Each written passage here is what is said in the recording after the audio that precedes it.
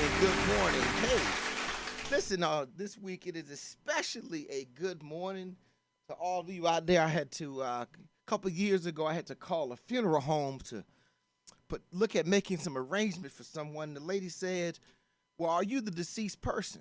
And I said, "Well, I'm happy to report, no, I'm not." So, like this morning, I am happy to say we survived the storm. For all of those out there who just rode the wave of Ian over the last probably 4 or 5 days, it is indeed a great, great Friday, greater than a lot of other ones, because we were just reminding everybody by this storm of our fragility, the power of nature, and I will say the greatness and glory of God, because He really, really, for those of us who survived it, got us through.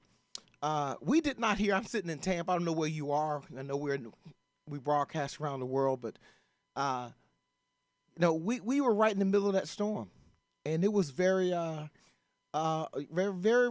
reminded me greatly. And I was thinking this morning of some takeaways from Ian that we should use as we go forward. Just a couple of takeaways as I cleanse this out of my system and get back to it. Because Daryl, DJ CEO, is in the booth with me here, and he, like us, went through the storm. But we just got power on about 4 a.m. yesterday. So for the last couple of days, we've had no power. Just very interesting experience. But had some takeaways from the storm. I have a wonderful wife, a DJ CEO. I mean, the woman is giving me 100%. She's maxed out on what she's putting into the program. We brought in as a top 5 prospect, and I would say as a number 1 draft pick, she has really, really held the franchise together. Really let us build this thing up. And she had this brilliant idea. She decided, well, I'm going to cook. And I was like, I'm going to cook some food and get it ready for the storm. And in her infinite wisdom, somehow she decided that food would be cabbage. And I'm a cabbage guy to a certain extent, but you can't do with so much cabbage when it's, and you ain't got nothing else to go with the cabbage. But it was just quite interesting. We had an interesting time of rhythm of life.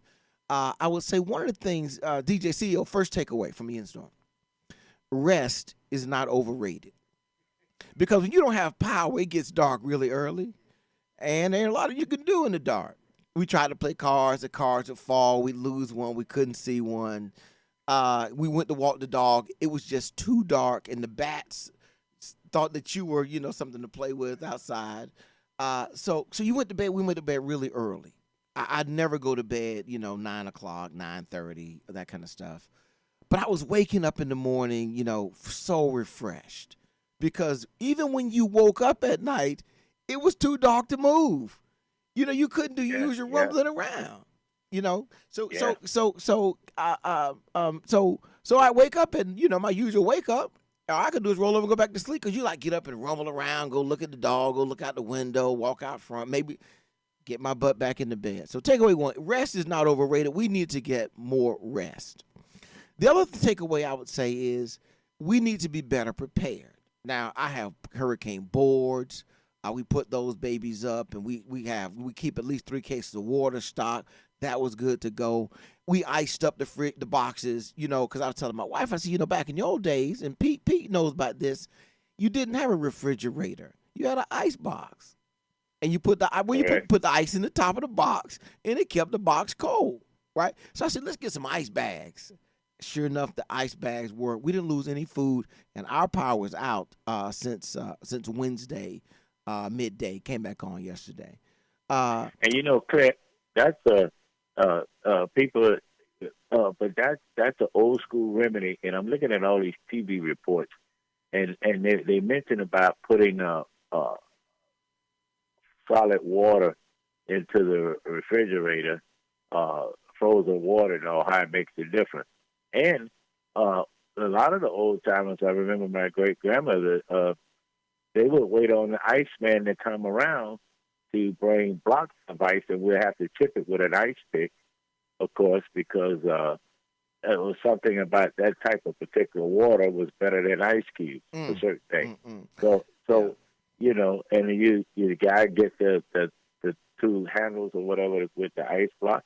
And in fact, what people don't realize is, at least on uh, off of Main Street, off of Hillsborough and Ybor City, right near the old Manila Bar. There was a place where you could go and you could get blocks of ice. Now listen, why But you when you doing talk that? about, Why you doing that to DJC? He knows nothing about the Manila Bar. Next thing you gonna call out the what, the Blue Lounge, Big well, Joe's. Which one? Listen, everybody. That's my man, Sweet Pete. He's on the phone with us this morning. but And I'm a historical note guy. yes, yeah. Well, And listen. I tell Yeah. you, before we go there, something I had to get into something. I understand from the old timers when they would do the prayers, whether it's Baptist church, ME church, or whatever the case may be. One of the things when issues like this come up with a storm or a tragedy or something, they would always use this line, "But by the grace of God go I." Yes. And I used to look at that from a narrow standpoint because I didn't know no better. Mm-hmm. But every day you live is an educational lesson. And I thought about the storm, and I'm looking at a few of the black people that they interviewed. Wasn't that many, but if you know Fort Myers in that area, they were devastated too, especially coming down the old Dunbar Street or whatever down in the Fort Myers area. And I thought about it. But by the grace of God go I. If that storm had a hit in Tampa like it was supposed to, and then you look how the bay was drawn out the water out the bay again. So young people, they don't get it yet when about understanding the power of the universe, the blessings and the grace of hooking up natural sciences to what could be caused by man and the whole bit.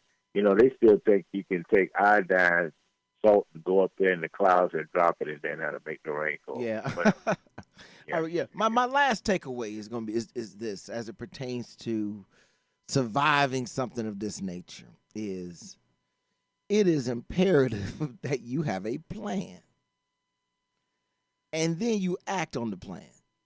I can't tell you how many people I talked to had no plan and had taken no action. And their response to me was, well, let me see what happens. Well, we saw what happened. And I'm just saying, now that the storm is over, I'm just encouraging everyone, have a plan of when the metrics indicate it's time to go. That's the one. Know when it's time to go. At some point in time, it may be time to go. Know what that is. For example, if you have someone in your household has a major medical issue and is dependent on electricity, and you don't have a remote power source, it's time to go before the storm. Because then when in the middle, my neighbors left at about 11 p.m. Wednesday night. That was a little late. It was a little late, and their car shows that. Because I saw when they came back, the car is beat all up, and they were trying to get to somebody else's house that had power. Their power went out, so they decided, or the tree fell behind the house that went over the house and onto the next. It's so big it went on the next neighbor's house, and he said, "Well, look, I thought that was time to go right then." So you need a plan. You need to know when time to go.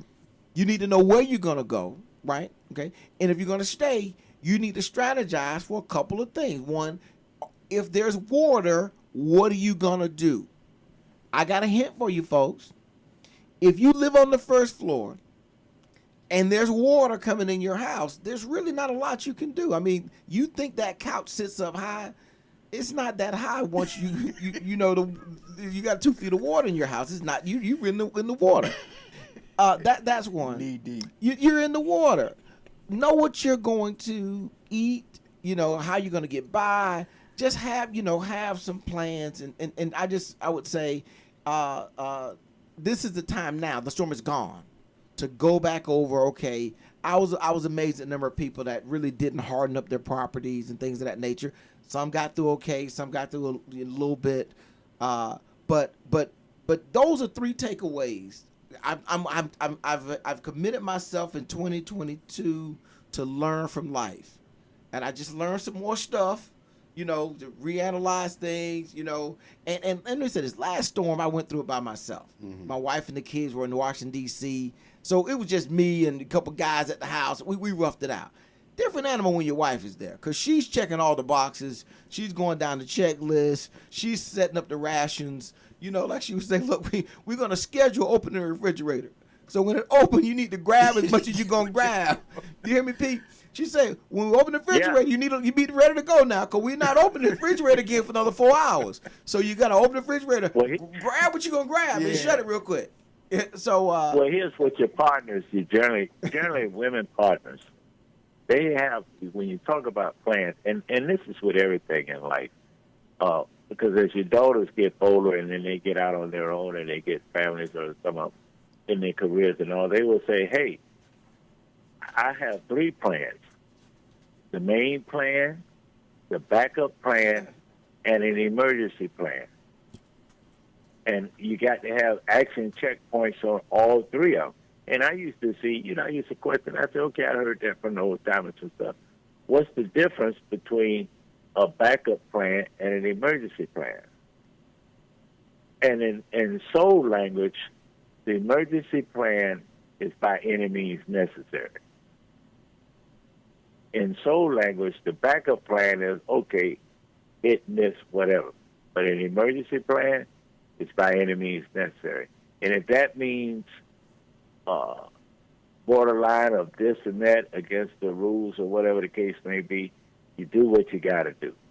And that's always been, we marvel at how older people live so long and their mindsets are so sharper than ours sometimes, because of the strong spiritual and mental that vitality to say, hey, it was supposed to go the way they said it was going to go. But I put in my plan as a backup plan, but in case I don't trust everybody or myself with the backup plan, here's what I'm going to do, and they move on. And that's where career goes and everything. And so the action plan, as I told some of my people, well, you know what? Some of my guys, hey, you got to get your lawyer now. Listen, by the time especially you get... the way Florida treats. I'm just saying, but I marvel at the people. They had a black man down in the Fort Myers area somewhere down there, over blinded out, and talked about in the neighborhood we're all neighbors. And I think he was maybe 1 or 2 black people in that whole area. Been there 40 years. And he said something, we find a way to get along and help each other out. Yes, absolutely. You ever been down there at Boca Grande and all that down there, and the old Fort Myers area? DJ CEO worldly, man. He traveling the Middle East and all over the world, South America. He mess with no Fort Myers. He thinks they're good, nice people down there, though. They're nice folks. They're nice people. Listen, we're gonna take our first break of the morning. All right. I got a little bit of my exuberance, excitement out, and we're gonna take a quick break. Come back. I got a surprise for you, Pete. We're gonna actually talk about some politics. How about that? Let's do it. In Touch News Radio, reality radio. All right. Where everybody's a star. We'll be right back.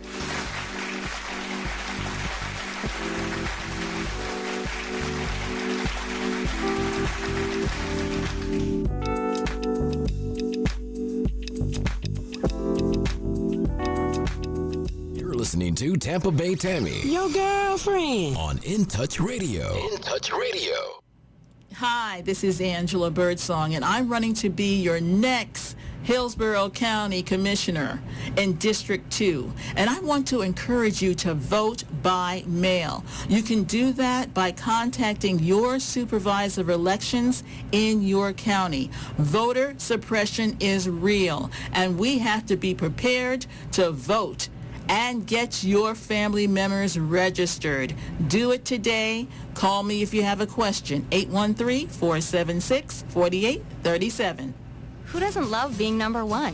When your team's dominating the standings, or your favorite band rocks the charts at number one, it feels good, right? Kind of like how it feels when you have auto insurance with State Farm. Because making you feel like number one is an honor your local State Farm agent takes seriously. Through the good times and not so good, your State Farm agent's proud to be here to help life go right. Call Herman White at 961-6661. That's 961-6661.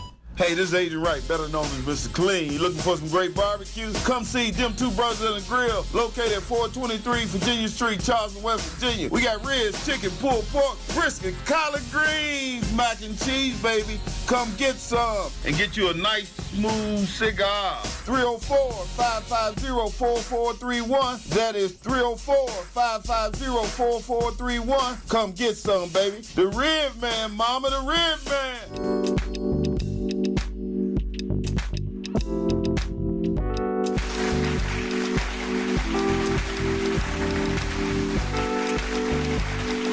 All right, we're back live on Intech News Radio, reality radio. Everybody could be a star. Again, this is Clinton Paris, co-host of Straight Up the Middle. I got my main man, Sweet Pete Edwards, on the phone. He knows all things about the ladies, and I know his reputation as a bachelor around town precedes him. But really, Pete understands life, the world, and most of all, politics. Pete, my mind, unfortunately, as twisted as it is, I was just thinking, okay, so how does DeSantis play this? Because if you think about it, working with Obama didn't turn out too well for Charlie Crist. It didn't turn out too well. And likewise, it didn't turn out too well for Chris Christie up in New Jersey when Sandy hit. I thought it was kind of interesting. And your governor in the state of Florida, Pete, nice Republican governor he is, DeSantis came out and did what unfortunately a lot of rich, wealthy white people do. He started by bragging about his money. He opened with, listen, this Florida, we got $20 billion in reserves now, so we're going to be all right, y'all. He opened with that. That was his opening line to America in a time of need and whatnot. And I thought it was a political move. It was a political move to say to Biden, we don't need the federal government's help. We'll take it, but we don't need it. What was your read on DeSantis's posturing? Well, here's with the the storm? thing. One more thing, Pete. Let me throw this in. Biden, on his part, Biden goes around calling all the Democratic mayors and sidestepped the governor. And he was calling them during their press conferences. They're in the press conference. Excuse me, it's the president, everybody. President's calling, checking on you citizens. And they'd break away and come back. It was the president, everyone. And he did that about 3 different cities, Jacksonville, Orlando, Tampa, I know, and some other cities. My question for you, Pete, though, is going back to how does DeSantis play this for Florida without getting too close to Biden, getting that federal aid? And he started by saying, we got a $20 billion budget surplus. What are your thoughts on that? Well, see, first of all, even true conservative voters like myself, when I heard that, I gave him the middle finger, because then you praying everybody like we're stupid. $20 billion is nothing with a storm like that. You're talking about it's going to cost 2 times as much as that to get everybody lined up right and the whole bit. So that was a political play that actually has really backfired on him, because people all over the country were reminding him when Sandy Hook came. Yes. He voted against it and he raised hell and all. Now, Biden, on his behalf, made a smart move. Whether the mayors were of the major metropolitan areas, when you looked at the way the storm came through, the major metropolitan areas are the triage to help get the little cities back, the triage. And so mayors are closer to people. That's why you find out sometimes when people put aside the BS in politics, they look for mayors and governors to make a difference. And a good example of that is he's got some partisan stuff about him, but he's popular in Massachusetts. The guy that's retiring, Charlie Wells up there. You look at a Republican governor like Larry Hogan in Maryland. And so when you look at those kind of governors, you know how tough it is for Republican governors to have a bipartisan approach in states like Maryland and Massachusetts and even New York, that kind of stuff. So people aren't being fooled by DeSantis with this foolishness with him. Because I tell you, he made another mistake. He was talking about asking for the initial aid. And then he made a hint and says, well, we really I need the president to come back and give us this other one so we can put that piece in where the second declaration in 30 days, and I want the federal government to pick up 100% cost. Now, there is a provision in there that allows the president to do that. What DeSantis was trying to do is set it up, well, if Biden can't get us this second declaration, which is more important, then I'm going to come back and say, hey, you mistreated Florida, because what he's trying to do is sandbag Florida investment, and the rule is if once the president says that, then the federal government picks up the 100% of everything for the first 30 days, everything. So when you see these linemen all coming down and they just sitting island and waiting to move south and all like that, and do you know, Clint, they get paid? Oh yeah, and they should get. I mean, they're away from home. You know, I used to do disaster relief work, and it's you do waste a lot of time sometimes, but you're away, and when you do those assignments, when I used to do them, Pete, it was a 12-hour day commitment, 7 days a week is what they asked. That you work I was a shelter manager. It's tough. You work for 7 days a week, 12 hours a day, and that commitment is a minimum 21-day commitment.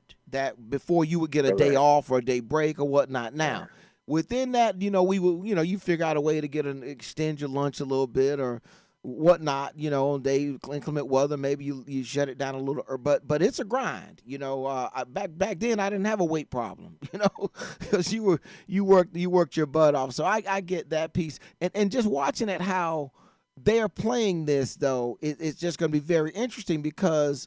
DeSantis does not want to look like Florida is in need. Somehow that impugns him as a governor. He's in the middle of campaigning, and he is so political. He is so politicized everything he does. And now I think that stunt he did a week or two back with those immigrants, because somebody's saying, well, that's money we could have right now. Even though we know it's not a bunch of money, it's I'm certain that costs a little bit. Clint, not only that, but the farmers, when you go down through Hardy County and Arcadia and all back through down there and all that, coming up through the spinoff, like Immokalee and all down in that area, remember, it's the immigrants, the illegal immigrants, whatever you want to call them, they are the backbone of the farming work. They're the backbone of the construction work. They're the backbone of everything, a lot of stuff in those areas. Now, you take a look at what the storm is. You see, they need the immigrants. You know why they need them? Because they know the Mexicans and Venezuelans and the El Salvadorians, they're going to work. They have a work pride in them about making buildings, that kind of stuff. So labor, they come from a physical labor. So now they won't be able to get it. Yeah, well, you think brothers gonna go down there? You think lower middle class white kids gonna go down there and work construction and everything in those areas? No, they're not gonna do that. So they're gonna need foreign investment, foreign workers, and they're not gonna get them because even in the people from Venezuela, they've taken a look at how he did them. One thing I noticed about Central America and Latin America, people that are seeking a better life, they have a unique way of communicating with each other when they think the gringos or whatever has mistreated them. They may not say it openly. They may not go on Columbus Drive and Dale maybe by the statue all the time and protest. But once the word get out that, hey, we're being mistreated, they're not going to say about black people mistreating them. They're going to say about gringos, white people with money mistreating them, and the hell with it. Let me ask you, Pete. Does DeSantis have anything to worry about in getting too close to Biden and potentially impacting the outcome of the ongoing governor's race? I mean, I haven't checked the numbers this week. He has no choice but to get back. Well, first of all, it's not going to hurt him being close to Biden because, with the exception of the black lady that's talking about her son that was murdered by a hit-and-run driver that shouldn't be in the country out of Jacksonville. And you see a couple of black spots and maybe one or two commercials for DeSantis.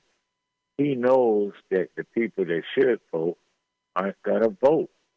Young people and primarily African Americans. So it's not going to hurt him getting close to Biden because he doesn't need the black vote or the young people vote to win. Let me ask you this. Go ahead.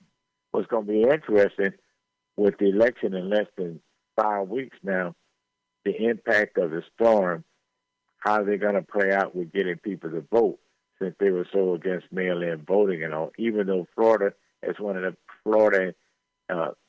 mail-in voting. And remember, I think it's Nevada, one of them other states, Arizona, they've been doing it so long, nobody even. So it's an interesting thing, but I don't think he's worried about none of that, per se. He can get close to Biden. But when he put that trick play in, if you saw the press conference, he put that, well, you know, we're asking Biden to go a little further with the first 30 days, you know. That was a trap play. But Biden is old school, man. He, even in the days measurement, Biden would truly be a moderate Republican, a conservative Democrat. What about this, though? So what about for Biden? You know, George Bush, too, never recovered from what happened with Katrina and how he handled that with the flyover and all that kind of stuff.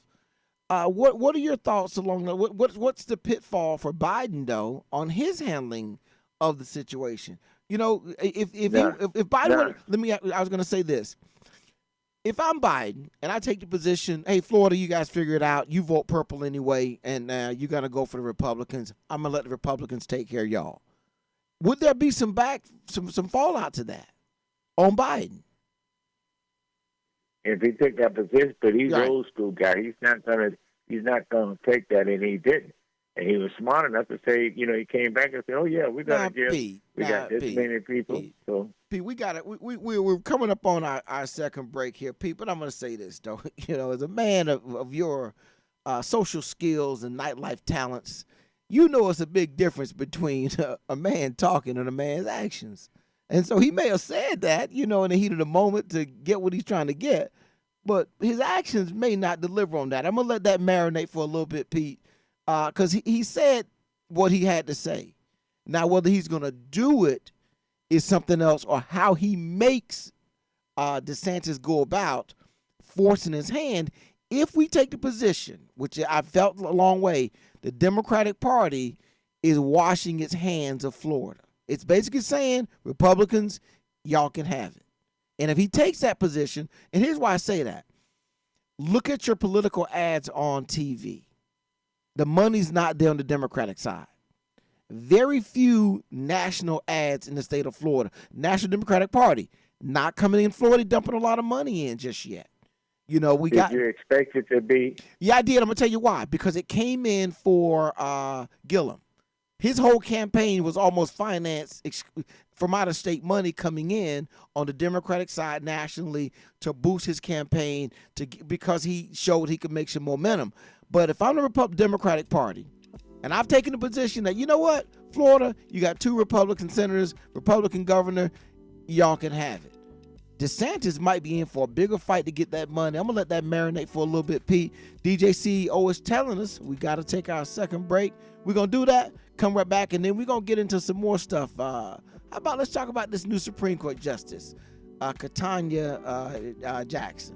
In-Text News Radio, reality radio, where everybody could be a star. We'll be right back.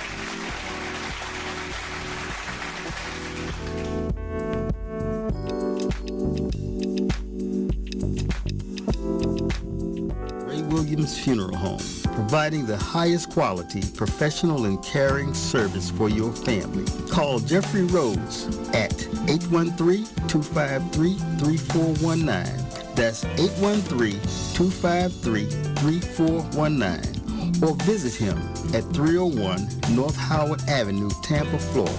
Ray Williams Funeral Home, for the finest care and quality service.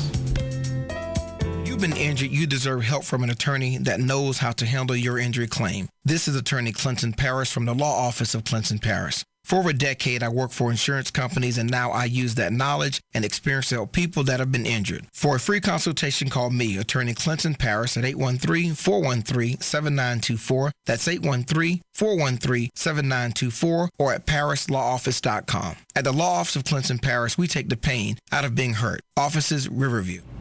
Hi, this is Angela Birdsong, and I'm running to be your next Hillsborough County Commissioner in District 2. And I want to encourage you to vote by mail. You can do that by contacting your supervisor of elections in your county. Voter suppression is real, and we have to be prepared to vote and get your family members registered. Do it today. Call me if you have a question. 813-476-4837.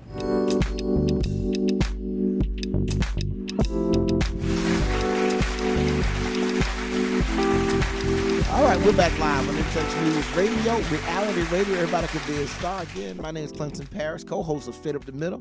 Got my main man, Sweet Pea, that was on the phone, and I know for a nightlife guy like you, the storm probably put a hamper on you getting out and about. So I'm sure you're happy to see that power is back up and running in the Bay Area, and that we can get things back to normal. We never lost power downtown. I know you big shot. That's it. They take care of people like you. Yeah, you folks, they take care of y'all. You probably got double backup generators and all that good stuff. We look to the hills for just coming to help and your relief. So amen, brother Pete and Pass the collection plate. Listen, so before we get in this guitar, I'm going to take a moment of personal privilege, if you don't mind, Pete. Let me talk about a young man. About 5 years ago, I got a call at my office from a young man said, listen, I want to go to law school. I said, really? I get those calls regularly, so I always take them. And my first thought, well, come on by the office, let's talk. And when the young man came to the office, and sharp as a tack. I mean, I was just like floored. I said, listen, your junior year in college, you're going to come in here, you're going to work in the office. Come for the summer. He was at Florida Gulf Coast University down south, which got hit by the storm. Good school. So he came in outstanding. We worked up a with the presentation to the school so that he could get credit for coming and being there for the summer. And so he got credit. He had to write some papers about what he was doing and, a couple benchmarks here and there, but nothing heavy lift on the academic side. And he next year, we put together a strategy for him to go get into Stetson. And it happens. He's able to get in, and he's able to get a scholarship, and off he goes. And the young man just excelled, graduates with honors from Stetson, right on schedule. And so he graduates, and next thing is to go and take the bar exam. And takes day one, gets through that day one. And what happens a lot of times, Pete, with folks taking the bar exam, it's the second day that gets you because it's a stamina, it's attrition. You wear down just from the mental and physical strain. He gets violently sick overnight, nauseous, throwing up, all this kind of stuff. He's drinking Gatorade and all this stuff, and he's decided, I cannot finish this bar. There's no way I can do day two. His mother convinced him, no, you got to. I'm gonna actually drive you down to the facility to test where everybody's cattle called at for the exam. They do that. He gets there. They're in the parking lot. They pray. He says, I throw up one more time, and one of my professors happened to be one of the moderators at the monitors, sees me and comes over to the car and talks to him. Says, look, young man, a lot of these folks ain't feeling well right now. Get in there. Let me say this. If you don't go in and take the exam, you're going to fail.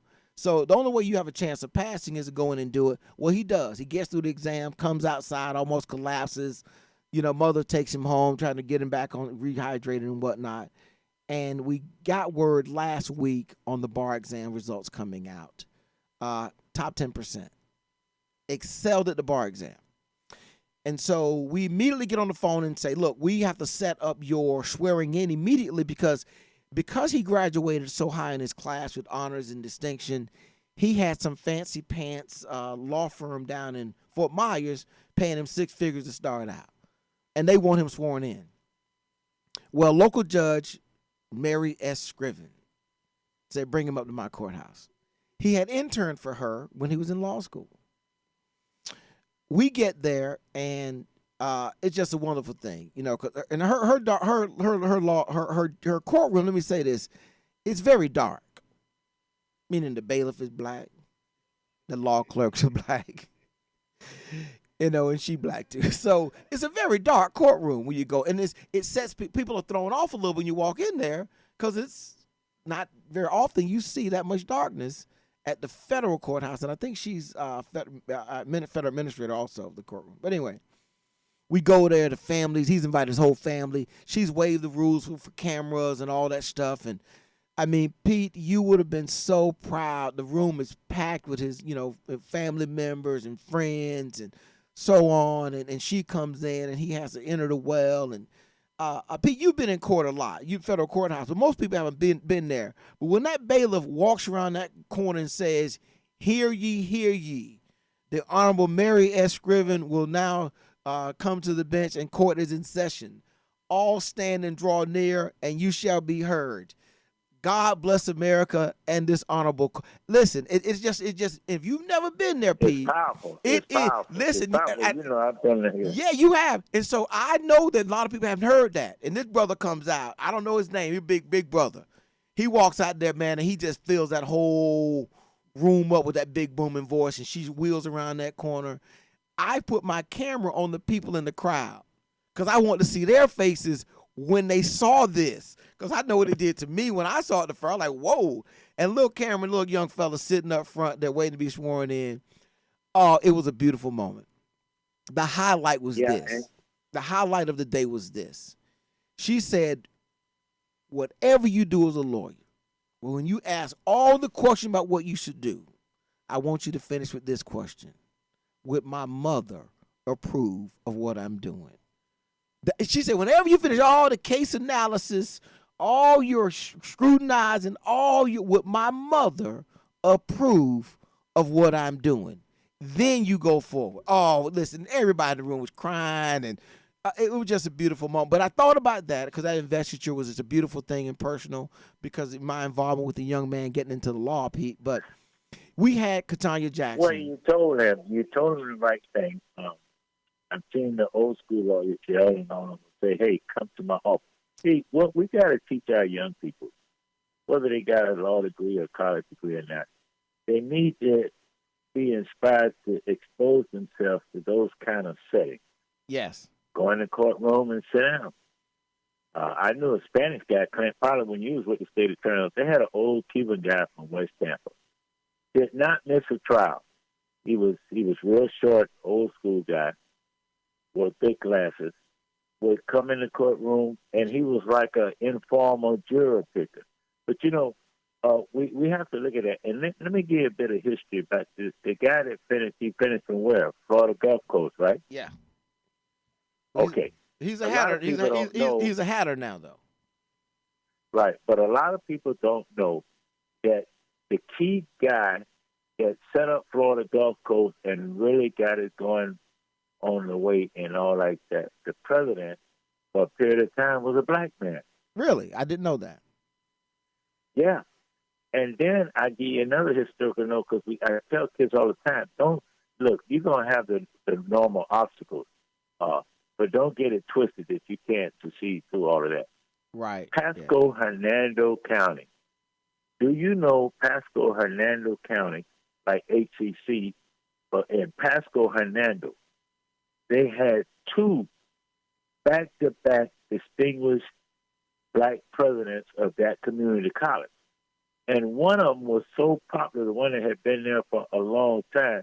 This old school brother, man, he was just as powerful as the county commissioners, but he set up things so to give our folks an opportunity. So right. Yes. Hopefully, with Katanya Jackson Brown, that will happen. Now, here's where I differ with her. I understand the investigation and all like that, but you know what the key to me is? It's going to be her writing. And I want to remind you and DJ and our listening audience, you had a black judge in Alabama. I don't know whether it was Myron Thompson or Fred Fred Clemens or whatever, one of the old school guys, Dale would know him. He was one of the first black judges in the South.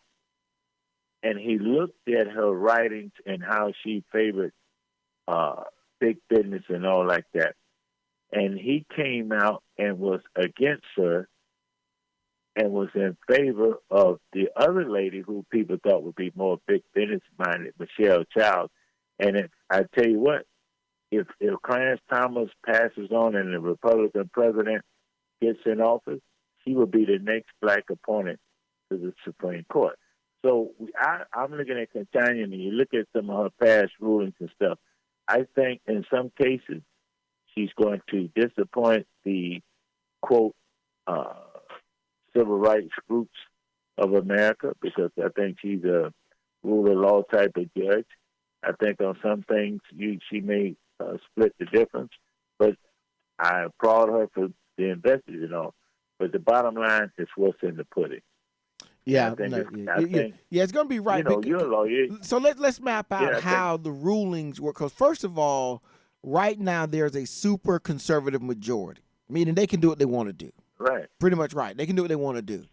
But this is not the first time that there's been a super conservative majority. People don't realize the court was very conservative when Brown versus Board of Education was passed. That was not necessarily a liberal court. And the components of it is not one even close to it. No, and if we think about the reality of what America needs, sometimes education can be a little bit too much. Sometimes you need to do what's practical. You just need to do what's right. You just need to do what's fair. And let me say this about the law. Y'all people don't like this. Look, this thing is all made up. The Constitution, a bunch of guys in a room sat down and wrote up some stuff. That's all it is. The laws, the rules that we follow in America, it's some stuff a bunch of guys sat down and wrote up and made up. It's reason why the Jews added the 3,000 to what Moses had. They said, we don't know if Moses was really divine or not. He was like us. Let's write some more and add to it.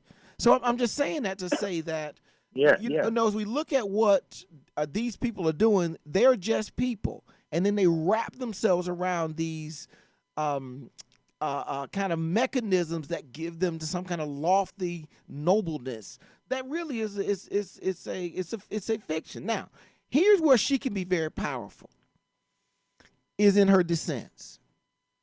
Because oftentimes we look at dissents as lawyers as where to find other arguments for other situations. And so if she's really savvy, and it may take her a couple years, 3, 4, 5, 7, to figure out, wait a minute. For example, Sotomayor is doing a great job of this. She has been writing some powerful dissents that put the world on notice. We need to be alarmed at where we're going, and it gives ground to come back later and look at some of the rulings, because none of this stuff is permanent. It's very likely to be changed. Listen, we're going to go to take our last break. I'm going to show everybody this. This is that investor I was talking about with Cameron Perkins, Judge Mary S. Scriven, the Honorable Mary S. Scriven, myself last week at his swearing in. This is In Touch News Radio, Reality Radio. We will be right back after this final break.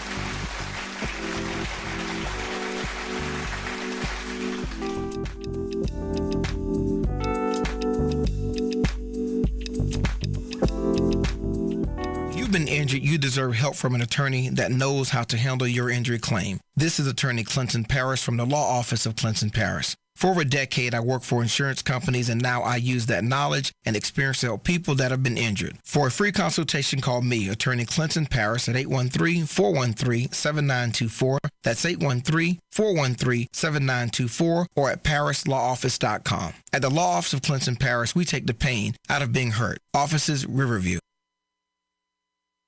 Who doesn't love being number one? When your team's dominating the standings, or your favorite band rocks the charts at number one, it feels good, right? Kind of like how it feels when you have auto insurance with State Farm. Because making you feel like number one is an honor your local State Farm agent takes seriously. Through the good times and not so good, your State Farm agent's proud to be here to help life go right. Call Herman White at 961-6661. That's 961-6661. Call Ricky. Ask Ricky. You need medical or a lawyer? I got the man to work for ya. We tried the other ones before, so believe we hunted down 813-248-6300. Everything gon' be okay, call Ricky, he coming. He taking care of state of Florida, grab a pen of sundown. 184-361-RICK. That's 184-361-7425. Never word from the point forward, just recline. Just ask Ricky, plus your boy statewide. Just in case you missed it, I'ma tell you one more time. 184-361-RICK. Call Ricky, ask Ricky. It's a legal medical referral service. The doctors and lawyers in our network are trained in handling auto injury claims and getting you the best medical treatment and recovery. Dial 1-844-361-RICK. That's 1-844-361-7425. Ricky. Ask Ricky.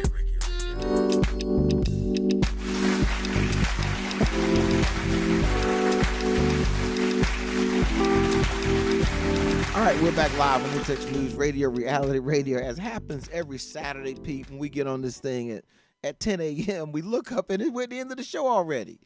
I mean, the time just flies by, just chatting, and I oftentimes, talk about this being just very therapeutic for me to get in here and talk, and it really is a wonderful thing, and I just want to always be thankful to DJ CEO and Tammy for giving us the opportunity, the platform to come in and talk about whatever is happening in the world. And they do give us a free reign. I just want to remind everybody, In Touch News is a full suite of media, entertainment, information, just a way of just filling out your life. You want music? It's on In Touch News Radio. You want information? It's on In Touch News Radio and in the print medium. You want to learn about the world? Well, listen to some of the shows. And they're all right there on the website. You can take and pick as you choose. And then also you can go back and look at some of the shows later.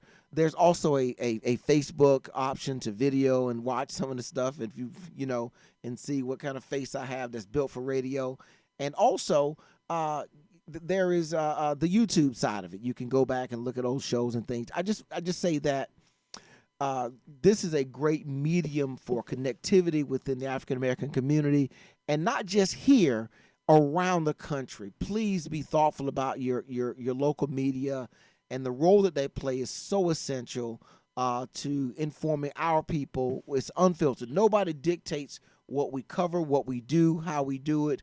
It is purely the brainchild and energy of the Johnsons that make this all possible. So I always like to make sure we give them a shout out for what they're doing for our community and at large, and an example they're setting for what a power couple is able to do. All right, Pete. So I've kissed up to our boss enough. Let's get this